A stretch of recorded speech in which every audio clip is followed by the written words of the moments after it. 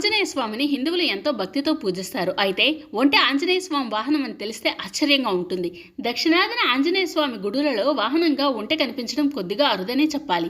కొన్ని ప్రదేశాల్లో ఆంజనేయునికి నిర్మితమైన ప్రత్యేక దేవాలయాల్లో ఆయన ఎదురుగా ఒంటె వాహనం ఉంటుంది. ఒంటె ఆంజనేయునికి వాహనం కావడం వెనుక ఒక పురాణ కథ ఉంది. రావణుడు బావమరిది దుందుబిని వాలి భీకరంగా పోరాడి వధిస్తాడు. అతడు మృతదేహాన్ని ఋషిముఖ పర్వతం పైకి పంపేస్తాడు. ఈ సంఘటన వాలి సుగ్రీవుల మధ్య వైరం రగులుకోవడానికి కారణమవుతుంది. మరోవైపు వాలి శాపాన్ని పొందేందుకు కారణం అవుతుంది. ఆ ఋషిముఖ పర్వతం పైన తపస్సు చేసుకుంటున్న మాతంగ మహాముని దుందుబి మృతదేహాన్ని తాను తపస్సు చేసుకుంటున్న పర్వతం పైన పడేయడాన్ని చూసి వాలి కనుక ఋషిముఖ పర్వతంపై కాలు పెడితే మరణిస్తాడని శపిస్తాడు. ఒకసారి వాలి సుగ్రీవుని చంపడానికి వెంటపడినప్పుడు శాపదాంతం తెలుసుకున్న సుగ్రీవుడు ఋషిముఖ పర్వతానికి వెళ్లి దాక్కుంటాడు. ఆ సమయంలో సుగ్రీవుని చూడడానికి వచ్చిన హనుమంతుడు అక్కడ ఉన్న పంపా సరోవరాన్ని తిలకించాలని అనుకుంటాడు. మిత్రుడైన హనుమంతుడు తిరగడానికి అనువుగా ఒంటెని సిద్ధం చేస్తాడు సుగ్రీవుడు. అలా అది ఆయనకు వాహనం అయ్యిందని కథనం.